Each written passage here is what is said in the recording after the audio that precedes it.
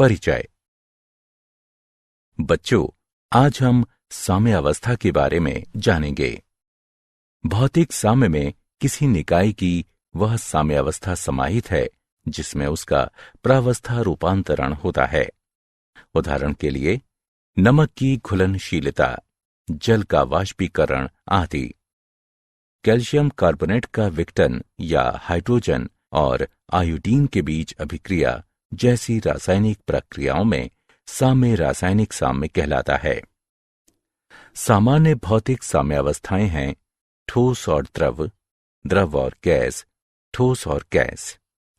समांगी साम्यावस्थाओं में अभिकारक और उत्पाद समान प्रावस्था में होते हैं, जबकि रासायनिक साम्यावस्थाओं में अभिकारक और उत्पाद अलग अलग प्रावस्थाओं में होते हैं। इसलिए इस पूरे मॉड्यूल में हम साम्यावस्था के बारे में जानेंगे। उद्देश्य। इस पाठ के अंत में आप निम्न करने में सक्षम हो जाएंगे। भौतिक अवस्था में साम्यावस्था की व्याख्या करना, द्रवों में ठोस या गैसों की घुलनशीलता में साम्यावस्था की व्याख्या करना, रासायनिक साम्यावस्था की व्याख्या करना, रासायनिक साम्यावस्था का नियम व्यक्त करना, समांगी साम्यावस्थाओं की व्याख्या करना, विषमांगी साम्यावस्थाओं की व्याख्या करना, साम्यावस्था स्थिरांक के अनुप्रयोगों की चर्चा करना, साम्यावस्थाओं को प्रभावित करने वाले कारकों की चर्चा करना। भौतिक अवस्था में साम्य। जब अभिकारक का सांद्रण स्थिर हो जाता है तो इसमें कोई परिवर्तन नहीं होता है और अभिक्रिया ठहरी हुई प्रतीत होती है। निकाय की ये अवस्था जिसमें कोई नेट परिवर्तन नहीं होता है साम्यावस्था कहलाती है। ठोस द्रव साम्यावस्था। जब एक शुद्ध ठोस पदार्थ को गर्म किया जाता है तो ये एक निश्चित तापमान पर द्रव में परिवर्तित होने लगता है। इस तापमान पर पदार्थ की ठोस और द्रव अवस्थाएं दाब की दी गई दशाओं के तहत सह अस्तित्व में होती हैं। वायुमंडलीय ताप किसी शुद्ध पदार्थ के लिए वह ताप जिस पर ठोस और द्रव अवस्थाएं सह अस्तित्व में होती हैं। पदार्थ का सामान्य गलनांक या सामान्य हिमांक कहलाता है। गलनांक पर ठोस पदार्थ पदार्थ की द्रवावस्था के साथ साम्यावस्था में होता है। ये मानते हुए कि बर्फ और जल को 273 केल्विन यानी बर्फ के गलनांक पर एक पूर्ण रूपेण रोधी थर्मस फ्लास्क में लिया गया है। इस निकाय का एक रोचक अभिलक्षण यह है कि तापमान तथा बर्फ और जल के द्रव्यमान स्थिर रहते हैं। ये बर्फ और जल के बीच गतिक साम्य दर्शाता है। चूंकि बर्फ और जल के द्रव्यमान में कोई परिवर्तन नहीं होता है, इसलिए बर्फ से जल में जाने वाले अणुओं की संख्या जल से बर्फ में जाने वाले अणुओं की संख्या के बराबर होती है। इस प्रकार साम्यावस्था पर गलनांक की दर बराबर हिमांक की दर। ठोस वाष्प साम्यावस्था। ठोस प्रावस्था से गैसीय प्रावस्था तक सीधे माध्यमिक द्रव प्रावस्था से होकर गुजरे बिना ही स्थानांतरण की प्रक्रिया ऊर्ध्वपातन कहलाती है। इसके विपरीत किसी गैस को सीधे ठोस में परिवर्तित करने की प्रक्रिया निक्षेपण कहलाती है। द्रवों में ठोस या गैसों की घुलनशीलता संबंधी साम्य। द्रवों में ठोस विलयन जिसमें और अधिक विलय कण न घुल सके संतृप्त विलयन कहलाता है। उदाहरण के लिए यदि हम जल में लगातार चीनी मिलाते रहें तो एक अवस्था ऐसी आती है जब और अधिक चीनी जल में नहीं घुलती है। संतृप्त विलयन साम्य की अवस्था समरूप होता है। जब द्रव में चीनी की घुलनशीलता की दर अपक्षेपण की दर के बराबर होती है तो साम्य अवस्था स्थापित कही जाती है। यह साम्य अवस्था प्रकृति गतिक होती है। इसे रेडियो एक्टिवताहीन चीनी के संतृप्त विलयन में रेडियो एक्टिविता युक्त चीनी की कुछ मात्रा मिलाकर प्रमाणित किया जा सकता है। ये अवलोकन किया गया है कि विलयन और रेडियो एक्टिवताहीन चीनी भी रेडियो एक्टिव हो जाती है। द्रवों में गैस से जब एक कोल्ड ड्रिंक की बोतल खोली जाती है तो उसमें घुली हुई कार्बन डाइऑक्साइड बहुत तेजी से बाहर निकलने लगती है। ये एक साम्य अवस्था स्थिति को दर्शाती है। दिए गए ताप पर गैसीय अवस्था में विलय के अणुओं और द्रव में खुले अणुओं के बीच एक साम्य अवस्था होती है। इसे निम्न प्रकार से व्यक्त किया जा सकता है। द्रव में गैस की विलयता पर दाब के प्रभाव को हेनरी के नियम द्वारा व्यक्त किया जाता है। इस नियम के अनुसार दिए गए तापमान पर किसी विलायक के दिए गए द्रव्यमान में खुली गैस का द्रव्यमान विलायक के ऊपर गैस के दाब के सीधे समानुपाती होता है। m सीधे समानुपाती है p के। m बराबर kp। किसी द्रव में गैस की विलयता तापमान में वृद्धि के साथ साथ घटती जाती है। भौतिक प्रक्रम में शामिल साम्यावस्था के सामान्य लक्षण। 1. साम्यावस्था पर निकाय के मापने योग्य गुणधर्म स्थिर होते हैं। 2. साम्यावस्था पर दो विपरीत प्रक्रमों के बीच गतिक संतुलन होता है। 3. केवल बंद निकाय में ही साम्यावस्था प्राप्त की जा सकती है। 4. जब साम्यावस्था प्राप्त हो जाती है तो साम्यावस्था में शामिल पदार्थों की सांद्रता सहित एक व्यंजक मौजूद होता है जो दिए गए तापमान पर एक स्थिर मान पर पहुंचता है। 5. सांद्रता के स्थिर मान का परिमाण ये दर्शाता है कि साम्यावस्था तक पहुंचने से पूर्व प्रक्रम किस सीमा तक हो चुका है। रासायनिक प्रक्रमों में साम्यावस्था, गतिक साम्य। अभिक्रियाएं जिनमें अभिकारकों को पुनः बनाने के लिए उत्पाद अभिक्रिया नहीं करते हैं अनुत्क्रमणीय अभिक्रियाएं कहलाती हैं। उदाहरण के लिए सिल्वर नाइट्रेट सोडियम क्लोराइड के साथ अभिक्रिया करके सिल्वर क्लोराइड और सोडियम नाइट्रेट बनाता है। अभिक्रियाएं जिनमें अभिकारकों को पुनः बनाने के लिए उत्पाद अभिक्रिया करते हैं उत्क्रमणीय अभिक्रियाएं कहलाती हैं। उत्क्रमणीय अभिक्रियाओं को विपरीत दिशाओं की ओर संकेत करते दो तीर खींचकर निरूपित किया जाता है। उदाहरण के लिए हाइड्रोजन आयोडीन के साथ अभिक्रिया करके हाइड्रोजन आयोडाइड बनाता है। वो अवस्था जिस पर अभिकारकों और उत्पादों की सांद्रता में और परिवर्तन नहीं होता है रासायनिक साम्यावस्था कहलाती है। साम्यावस्था पर अग्रिम अभिक्रिया की दर प्रतीप अभिक्रिया की दर के बराबर होती है। रासायनिक साम्य प्रकृति में गतिक भी होता है क्योंकि अभिक्रिया साम्यावस्था पर रुकती नहीं है। जब अग्रिम और प्रतीप अभिक्रियाओं की दरें समान हो जाती हैं तो अभिकारकों एवं उत्पादों की सांद्रताएं स्थिर रहती हैं। रासायनिक प्रक्रमों में साम्यावस्था, गतिक साम्य। आइए उदाहरण की सहायता से साम्यावस्था की व्याख्या करें।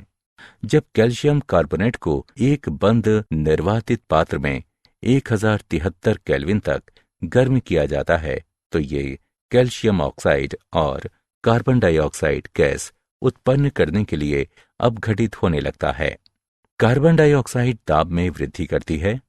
दाब में वृद्धि लगातार होती है क्योंकि अभिक्रिया आगे बढ़ती रहती है और अंत में स्थिर हो जाती है और तब तक स्थिर रहती है जब तक तापमान स्थिर रहता है। ये प्रतीत होता है कि अभिक्रिया एक ठहराव पर आ गई है, हालांकि CaCO3 अभी भी उपस्थित रहता है। ये दर्शाता है कि निकाय ने साम्यावस्था प्राप्त कर ली है। रासायनिक साम्यावस्था का नियम और रासायनिक स्थिरांक। द्रव्य अनुपाती क्रिया के नियम के अनुसार स्थिर ताप पर किसी रासायनिक अभिक्रिया की दर अभिकारक अवयवों के आणविक सांद्रण के गुणनफल के सीधे अनुक्रमानुपाती होती है। साथ ही प्रत्येक सांद्रण पद की घात का मान रासायनिक समीकरण में उस अवयव के संख्यात्मक गुणांक के बराबर होता है। आइए एक साधारण उत्क्रमण अभिक्रिया पर विचार करें। अभिकारक A और B उत्पाद C और D बनाने के लिए अभिक्रिया करते हैं। साम्य मिश्रण में सांद्रताएं निम्न प्रकार से संबंधित हैं। इसे समीकरण 1 नाम दें। समीकरण 1 साम्य समीकरण कहलाता है। Kc साम्य स्थिरांक कहलाता है और पद साम्यावस्था स्थिरांक व्यंजक कहलाता है। निम्न प्रकार की सामान्य अभिक्रिया के लिए साम्यावस्था स्थिरांक के लिए व्यंजक को निम्न प्रकार से लिखा जा सकता है, जहां C इंगित करता है K को, अर्थात Kc को मोल प्रति लीटर की सांद्रताओं में व्यक्त किया जाता है। रासायनिक साम्यावस्था का नियम और रासायनिक स्थिरांक। रासायनिक साम्यावस्था के नियम को इस तरह से भी व्यक्त किया जा सकता है। दिए गए किसी ताप पर उत्पादों की साम्य सांद्रताओं एवं उन अभिकारकों जिनमें प्रत्येक सांद्रण पद की घात का मान संतुलित रासायनिक समीकरण में रस समीकरण मितीय गुणांक के बराबर होता है, उसके गुणनफल का अनुपात का मान स्थिर रहता है। अभिक्रिया के लिए साम्यावस्था स्थिरांक Kc डैश लेने पर Kc और Kc डैश के बीच संबंध है Kc डैश बराबर 1/Kc। समांग साम्यावस्था। इस साम्यावस्था में अभिकारक और उत्पाद एक ही प्रावस्था में होते हैं। गैसीय निकाय में साम्यावस्था स्थिरांक उन अभिक्रियाओं के लिए जिनमें अभिकारक और उत्पाद दोनों गैसीय अवस्था में होते हैं। साम्यावस्था स्थिरांक को आंशिक दाब के पदों में व्यक्त किया जाता है। इन अभिक्रियाओं के लिए साम्यावस्था स्थिरांक को Kp द्वारा दर्शाया जाता है।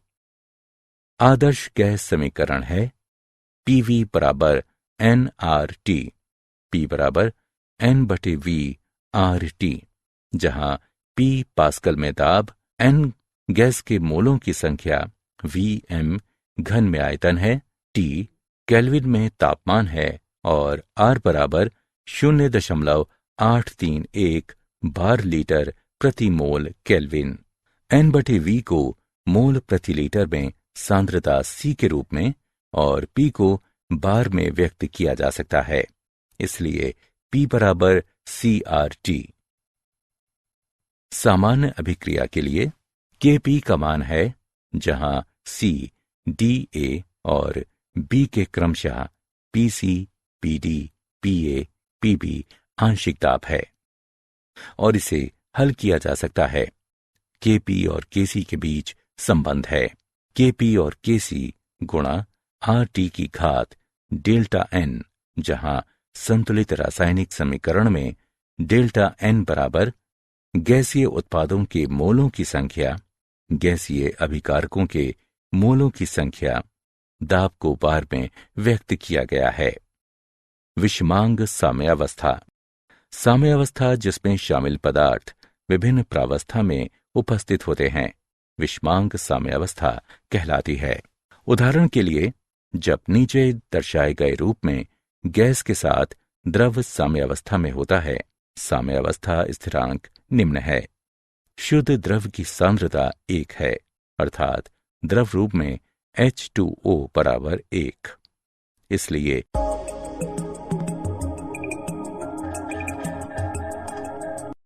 साम्यावस्था स्थिरांक के अनुप्रयोग। साम्यावस्था स्थिरांक के लक्षण। साम्यावस्था स्थिरांक का मान अभिकारी अवयवों की प्रारंभिक सांद्रता पर निर्भर नहीं करता है। साम्यावस्था स्थिरांक का मान ताप बदलने के साथ बदलता है। उत्क्रमणीय अभिक्रिया के लिए उत्क्रम अभिक्रिया के साम्यावस्था स्थिरांक अग्रवर्ती अभिक्रिया के साम्यावस्था स्थिरांक का व्युत्क्रम होता है। साम्यावस्था स्थिरांक उत्प्रेरक की उपस्थिति पर निर्भर नहीं करता है। यदि साम्यावस्था स्थिरांक को सांद्रता के पदों में व्यक्त किया जाता है तो विभिन्न अभिक्रियाओं के लिए इसके मात्रक अलग अलग होते हैं। अभिक्रिया की सीमा का अनुमान लगाना। साम्यावस्था स्थिरांक का परिमाण हमें उस सीमा के बारे में बताता है जिसके लिए अभिकारकों को साम्यावस्था प्राप्त करने से पहले उत्पादों में रूपांतरित किया जाता है। अभिक्रिया की दिशा का अनुमान लगाना। अभिक्रिया भागफल Q किसी समय पर एक विशिष्ट बिंदु पर अभिक्रिया के दौरान उपस्थित उत्पादों और अभिकारकों की सापेक्षिक मात्रा की गणना करता है। इसे मोलर सांद्रता के साथ QC और आंशिक दाब के साथ QP द्वारा दर्शाया जाता है। सामान्य अभिक्रिया के लिए यदि QC KC से अधिक है तो नेट अभिक्रिया पश्चवर्ती दिशा में होती है, जो अभिकारकों की दिशा है। यदि QC KC से कम है तो नेट अभिक्रिया अग्रवर्ती दिशा में होती है, जो अभिकारकों की दिशा है। यदि QC बराबर KC तो अभिक्रिया साम्यावस्था में है, अर्थात नेट अभिक्रिया नहीं होती है। साम्य सांद्रताओं की गणना। चरण 1। साम्य के लिए रासायनिक समीकरण लिखें। चरण 2। अभिक्रिया के लिए साम्यावस्था स्थिरांक व्यंजक लिखें। चरण 3। सभी अज्ञात सांद्रताओं को एकल चर x के पदों में व्यक्त करें। चरण 4। साम्यावस्था स्थिरांक व्यंजक में साम्यावस्था सांद्रताओं यानी x के पदों में उसको प्रतिस्थापित करें। चरण 5। x के लिए समीकरण हल करें। चरण 6। साम्यावस्था सांद्रताओं की गणना के लिए चरण 3 के व्यंजकों में x के लिए प्राप्त किए गए मान प्रतिस्थापित करें। साम्यावस्था स्थिरांक K, अभिक्रिया भागफल Q तथा गिब्स ऊर्जा G के बीच संबंध। विशिष्ट निर्धारित दशाओं में निकाय से स्वतंत्र रूप से उपलब्ध ऊर्जा, जिसे उपयोगी कार्य में लगाया जा सकता है, गिब्स ऊर्जा कहलाती है। संबंध है, इसे समीकरण 1 के रूप में नाम दें, जहां ये मानक गिब्स ऊर्जा दर्शाती है। हम जानते हैं कि साम्यावस्था पर Q बराबर K और डेल्टा G बराबर 0 समीकरण 1 से पुनर्व्यवस्थित करने पर प्राप्त होता है। ये समीकरण ताप और साम्यावस्था स्थिरांक के मानक गिब्स मुक्त ऊर्जा परिवर्तन से संबंधित है। साम्यावस्था स्थिरांक है। यदि मानक गिब्स मुक्त ऊर्जा में परिवर्तन 0 से अधिक है तो K 1 से कम होता है, जिससे प्रतीप अभिक्रिया आसान हो जाती है। यदि मानक गिब्स मुक्त ऊर्जा में परिवर्तन 0 से कम है तो K 1 से अधिक होता है, जिससे अग्र अभिक्रिया आसान हो जाती है। साम्यावस्था को प्रभावित करने वाले कारक सांद्रण, ताप, दाब जैसे प्राचलों के प्रभाव का अध्ययन ला शातिलिये सिद्धांत की मदद से किया जा सकता है। इसके अनुसार यदि एक निकाय साम्यावस्था में सांद्रण, दाब या ताप में परिवर्तन के अधीन है तो साम्यावस्था उस दिशा में अग्रसर होती है जिस दिशा में परिवर्तन का प्रभाव समाप्त हो जाए। सांद्रता परिवर्तन का प्रभाव। ला शातिलिये सिद्धांत के अनुसार जब साम्यावस्था वाले निकाय में अवयव की सांद्रता बढ़ जाती है तो साम्य स्थानांतरित हो जाएगा, जिससे मिलाए गए पदार्थ का उपयोग हो सके। माना कि साम्यावस्था पर अभिकारकों में से किसी एक अभिकारक को मिलाया जाता है तो अभिकारकों का उपभोग करने के लिए साम्य अग्र दिशा में स्थानांतरित होगा। दूसरी तरफ यदि उत्पादों में से किसी एक उत्पाद को मिलाया जाता है तो उत्पादों का उपभोग करने के लिए साम्य उत्क्रम दिशा में स्थानांतरित होगा। उदाहरण के लिए, नमी वाले दिन हमें ज्यादा पसीना आता है। नमी वाले दिन पसीना ज्यादा निकलता है क्योंकि आसपास की वायु में जल वाष्प की मात्रा अधिक होती है और हमारा शरीर जल वाष्प के रूप में जल को नष्ट नहीं कर सकता।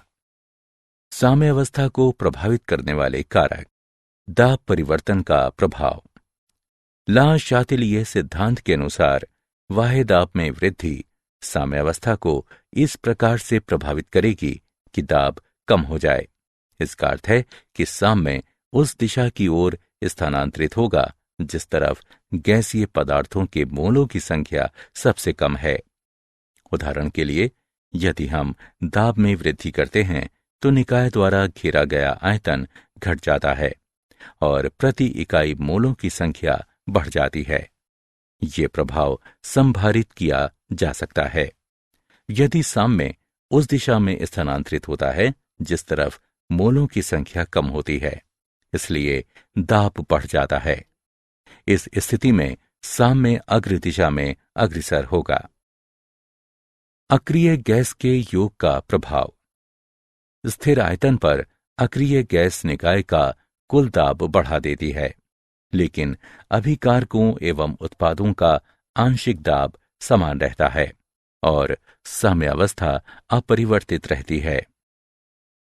स्थिर दाब पर अक्रिय गैस का योग आयतन को बढ़ा देगा, इसलिए इस प्रभाव को संभारित करने के लिए साम्य उस तरफ स्थानांतरित होगा जिस तरफ मोलों की संख्या अधिक हो गई है।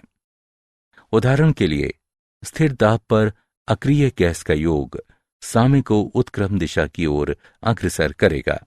ताप परिवर्तन का प्रभाव। रासायनिक साम्यावस्था में दो अभिक्रियाएं शामिल होती हैं, एक उत्पादों के पक्ष में और दूसरी अभिकारकों के पक्ष में होती है। यदि एक अभिक्रिया ऊष्माक्षेपी है तो दूसरी ऊष्माशोषी होगी। उदाहरण के लिए, अग्र अभिक्रिया ऊष्माक्षेपी और उत्क्रम अभिक्रिया ऊष्माशोषी है। अब यदि ताप बढ़ाया जाता है तो साम्य उत्क्रम दिशा की ओर अग्रसर होता है, क्योंकि ये मिलाई गई ऊष्मा के प्रभाव को समाप्त कर देता है।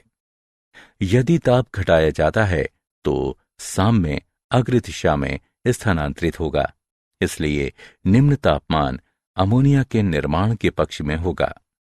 उत्प्रेरक का प्रभाव।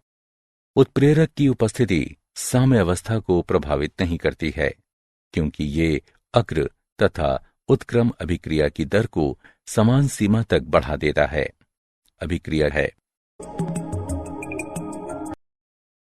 अमोनिया के निर्माण की अभिक्रिया को उच्च ताप पर संपन्न नहीं किया जा सकता, क्योंकि उच्च ताप उत्क्रम अभिक्रिया के पक्ष में होता है। उन्हें निम्न ताप पर बनाए रखा जाता है, लेकिन निम्न ताप पर अभिक्रिया की दर बहुत धीमी हो जाती है और साम्यावस्था प्राप्त करने में इसे बहुत अधिक समय लगता है। अभिक्रिया की दर को बढ़ाने के लिए उत्प्रेरकों का उपयोग किया जाता है ताकि साम्यावस्था शीघ्र प्राप्त की जा सके। मूल्यांकन। आइए आगे बढ़ने से पहले जानें कि आपने कितना सीखा। सही विकल्प को उठाकर उसके संगत स्थान पर रखें।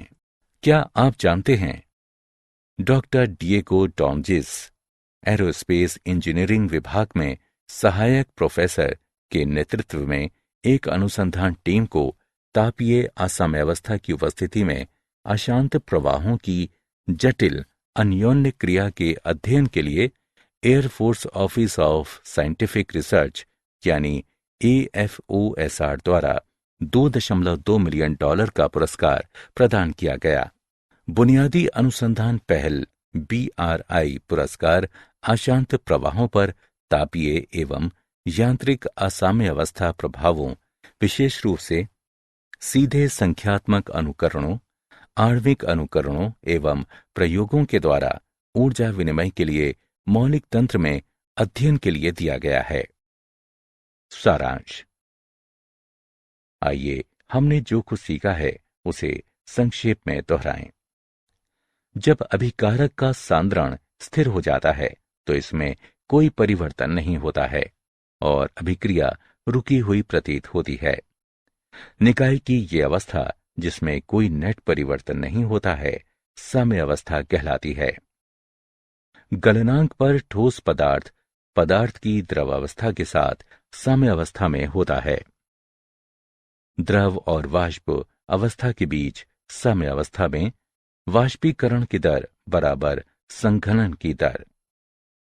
ठोस प्रावस्था से सीधे गैसीय प्रावस्था में रूपांतरण ऊर्ध्वपातन कहलाता है और इसके विपरीत रूपांतरण निक्षेपण कहलाता है। एक विलयन संतृप्त कहा जाता है यदि और अधिक विलय कणों को घोला नहीं जा सकता। द्रव्य अनुपाती क्रिया के नियम के अनुसार स्थिर ताप पर किसी रासायनिक अभिक्रिया की दर अभिकारक अवयवों के आणविक सांद्रण के गुणनफल के सीधे अनुक्रमानुपाती होती है। साथ ही प्रत्येक सांद्रण पद की घात का मान रासायनिक समीकरण में उस अवयव के संख्यात्मक गुणांक के बराबर होता है। यदि अभिकारक और उत्पाद एक ही प्रावस्था में हों तो स्थापित साम्यावस्था समांगी साम्यावस्थाएं कहलाती हैं। साम्यावस्थाएं जिनमें शामिल पदार्थ विभिन्न प्रावस्थाओं में उपस्थित होते हैं विषमांगी साम्यावस्थाएं कहलाती हैं। साम्यावस्था स्थिरांक के अभिक्रिया भागफल Q और गिब्स ऊर्जा G के बीच संबंध है।